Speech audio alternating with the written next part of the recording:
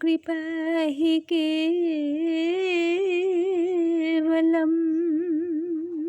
ॐ गुरुकृपा हि केवलम्।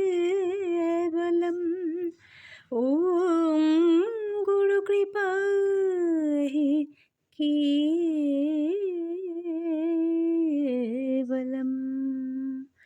ॐ गुरुश्रीचरण शरणम्। ॐ गुरुश्रीचरण शरणम्। ॐ गुरुश्रीचरण शरणम्।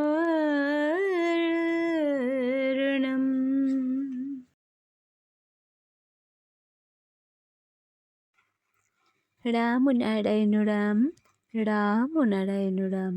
শুভারম্ভে আমি আমার পরমাধ্য স্রষ্টা বাবা শ্রী শ্রী বালক ঠাকুরের শ্রীপাদপদ্মে শত সহস্র কোটি প্রণাম জানাই। তৎসহ আমার সকল প্রিয় দর্শক বন্ধুর জন্য রইল আমার আন্তরিক বৈদিক সম্ভাষণ। রাম নারায়ণ রাম, রাম নারায়ণ রাম। আজ আমি পরম বিস্ময় বালক ঠাকুরের ধারাবাহিক আলোচনা পড়বে ঠাকুর বাবার জীবনের অনন্য ও শিক্ষামূলক অধ্যায় নিয়ে তোমাদের সামনে রোজকার মতন উপস্থিত হয়েছি। আশা করি শেষ পর্যন্ত তোমরা আজও আমার সঙ্গে থাকবে। চলো সকলে মিলে ঠাকুর বাবার অমূল্য লীলা সম্ভারে একসাথে প্রবেশ করি। দোগাছি মামাবাড়িতে কয়েকদিনের জন্য গেছেন কতগুলি কাজ সারবার জন্য। বালক ঠাকুরকে সাথীরা ধরল, ত্রিনাথের মেলা হচ্ছে, একবার ঠাকুরকে নিয়ে যাবে। ঠাকুর আপত্তি করলেন না। প্রচলিত বিশ্বাস আছে ত্রিনাথের মেলায় গেলে জুয়া খেলতে হয়, বেশি না হলেও 1 পয়সার অন্তত খেলতে হয়। সবাই ধরল ঠাকুরকে, খেলতে হবে। ঠাকুর 8 টাকা দিয়ে খেললেন। 3টি জাহাজ উঠল। জুয়ার মালিক হাত উঠাতে চাইছে না। শেষ পর্যন্ত যখন হাত উঠালো দেখা গেল ঠাকুর 24 টাকা জিতেছেন। ঠাকুর 24 টাকা নিলেন, তারপর 8 টাকা রেখে 16 টাকা ফেরত দিয়ে দিলেন। জুয়ার মালিক কিছুতেই টাকাটা ফেরত নিতে চায় না। ঠাকুর বলেন, আমি আগেই দেখে নিয়েছি কি উঠেছে, সুতরাং তোমার টাকা তুমি নিয়ে নাও। সমস্ত গ্রামে ঠাকুরের এই মহানুভবতার কথা রটে গেল। একদিন খেলার ছলে সাথীদের নানা রকম উপদেশ নির্দেশ দিচ্ছেন, তারাও মন দিয়ে শুনছে। এত কঠিন তত্ত্ব এত সহজ সাধারণ ঘরোয়ালি কথার মধ্য দিয়ে কি আর দিতে পারে। হাসি ঠাট্টার মধ্যেও ঠাকুরের কথা এত চিত্তাকর্ষক হয়ে ওঠে যে কেউ উঠে যেতে চায় না। ঠাকুর বললেন, আম খাবি?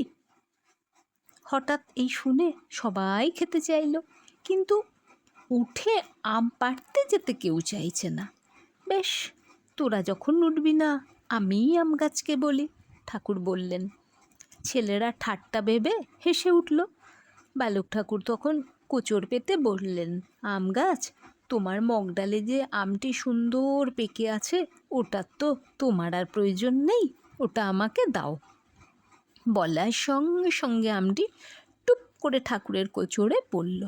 সাথীরা তো অবাক, ঠাকুরকে ধরল, কি করে এটা সম্ভব হলো বলতে হবে। ঠাকুর একটু হেসে বললেন, চাওয়ার মতো চাইতে পারলে গাছও কথা শুনবে। তোরা চাইবি ঠিকই, কিন্তু মনে থাকবে কি জানি হবে কি করে। মন আর মুখ এক করে ফেল, দেখবি সকলেই তোদের কথা শুনবে। তারপর ঠাকুর আমটি কেটে সবাইকে খাওয়ালেন। মুন্সিগঞ্জের ষোড়শী এক মধ্যবিত্ত পরিবারের প্রৌঢ়া রমণী। 8 বছর বয়সে তাকে তার পিতা গৌরীদান করেছিলেন। পরের বছরই স্বামীর মৃত্যু হলো। বাল্য বিধবা ফিরে এলো পিত্রালয়ে। কৃচ্ছ সাধন করে তার শরীর ক্রমশ ভেঙে পড়তে লাগলো। তবুও কর্মক্ষমতা, কঠিন পরিশ্রম এবং সবার প্রতি মমতায় তার সমকক্ষ খুব কমই ছিল। দিনরাতের অধিকাংশ সময় ব্যস্ত থাকে নিজস্ব সাধনায়। সাধিকা হিসেবে তার নাম অনেকেই জানে এবং শ্রদ্ধাভক্তির সাথে স্মরণ করে। কঠিন রোগে ষোড়শী তখন শয্যাশায়ী, জ্ঞান নেই। সকলেই তার মৃত্যু আসন্ন মনে করে শোকে অভিভূত। এদিকে রমণী স্বপ্ন দেখছে এক জ্যোতির্ময় পুরুষ তার হাত ধরে নিয়ে যাচ্ছে এক মনোরম পথ দিয়ে। চারিদিকে এত অপূর্ব পরিবেশ, সমস্ত শরীর এত হালকা লাগছে যে মনে হচ্ছে সে আনন্দে উড়ে চলেছে। সামনে দেখতে পাচ্ছে এক অপূর্ব স্বপ্নপুরীর দেশ। সেখানে গাছপালা, মাঠ ঘাট, পাহাড়, নদী, রাস্তাঘাট সবই অপূর্ব সৌন্দর্যে ভরা। যেতে যেতে তারা এক মনোরম প্রাসাদের কাছে গিয়ে থামল।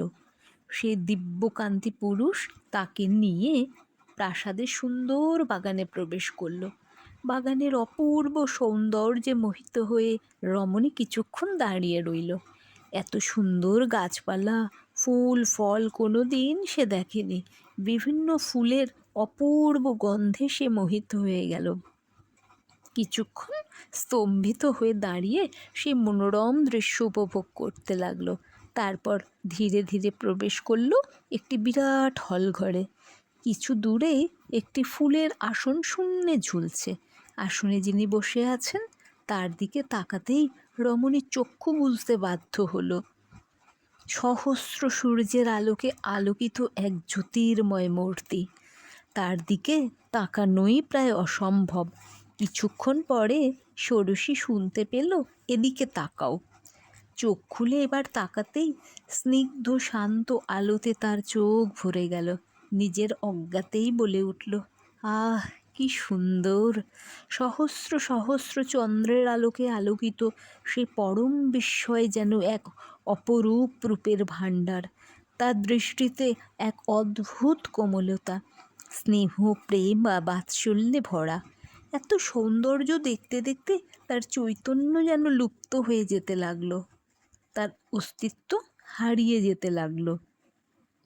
আবার সেই পরিচিত কণ্ঠস্বর শুনতে পায় ষোড়শী। বলছেন, না, তুমি ফিরে যাও, সেখানে গিয়ে অপেক্ষা করো, আমি শীঘ্রই সেখানে যাচ্ছি। তোমাকে দিয়ে সেখানে আমার কাজ আছে, সেখানকার কাজ শেষ করে যথাসময়ে আসতে পারবে। যাও, আমিই তোমাকে ডেকে নেব, তুমি নিশ্চিন্তে থেকো। ষোড়শী প্রণাম করে সেই দিব্যকান্তি সাথীর সাথে ফিরে চলল। কোনো দিকেই খেয়াল নেই তার। কানে বাজছে সেই মধুময় কণ্ঠস্বর, সেই অপূর্ব ধ্বনি। আহা কি সুন্দর, আহা কি সুন্দর! বলতে বলতে রমণী চোখ মেলে তাকালো। দীর্ঘকাল পরে জ্ঞান ফিরে আসতেই সবাই আশান্বিত হয়ে উঠল। বলল যে হেমকবিরাজের চিকিৎসার গুণে ষোড়শী প্রাণ ফিরে পেয়েছে। সুস্থ হয়ে উঠে ষোড়শী তার স্বপ্নের কথা নিকটতম দুই একজনকে জানালো। সেই জ্যোতির্ময় দেবতার রূপ সে ভুলতে পারে না। কবে কোথায় তার সঙ্গে বাস্তবে দেখা হবে কে জানে, তবে এইটুকুই ভরসা যে তিনি নিজেই তাকে ডেকে নেবেন। বহু তীর্থ ঘুরেছে ষোড়শী, কঠোর নিষ্ঠার সঙ্গে ব্রহ্মচর্য পালন করেছে। অপেক্ষা করছে কবে তিনি এ ধরায় অবতীর্ণ হবেন। কয়েক যুগ কেটে গেছে। অশ্বিনী চ্যাটার্জির সঙ্গে তার পরিচয় হয়েছে।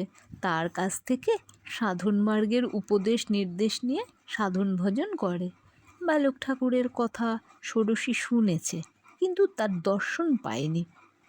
এক রাত্রে ষোড়শী স্বপ্ন দেখল কোথাও এক তীর্থে গেছে।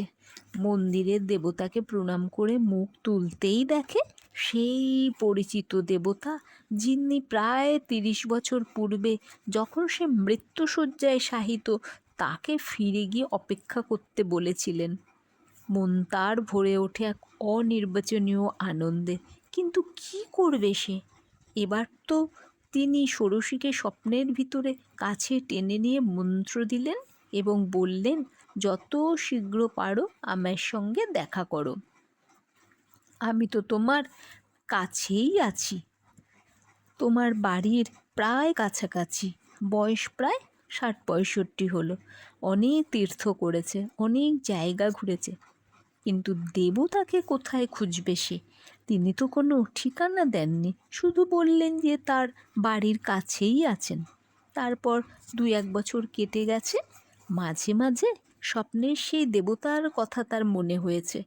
সেবার বিক্রমপুর পালপাড়া গ্রামে ঠাকুর গেছেন। তাকে দর্শন করবার জন্য প্রচুর ভিড় হচ্ছে। চিন্তাহরণ মাস্টার ঠাকুরকে দর্শন করতে গেছেন, সঙ্গে ষোড়শীও এসেছে। ঠাকুরকে দেখেই সে চমকে উঠল, এই তো সেই স্বপ্নে দেখা দেবতা। আফসোস হতে লাগলো, অশ্বিনী চ্যাটার্জির মুখে বালক ঠাকুরের কথা শুনেও সে বিশেষ গুরুত্ব তখন দেয়নি। প্রণাম করে উঠতেই ষোড়শীকে ঠাকুর বললেন, এত দেরি করলে কেন? একটু খোঁজও তো করতে পারতে। মন্ত্রমুগ্ধের মতো ষোড়শী বলে, তোমার আর 2 হাত কোথায়? আজ এই পর্যন্তই। আবার তোমাদের সঙ্গে দেখা হবে আমার পরবর্তী ভিডিওতে।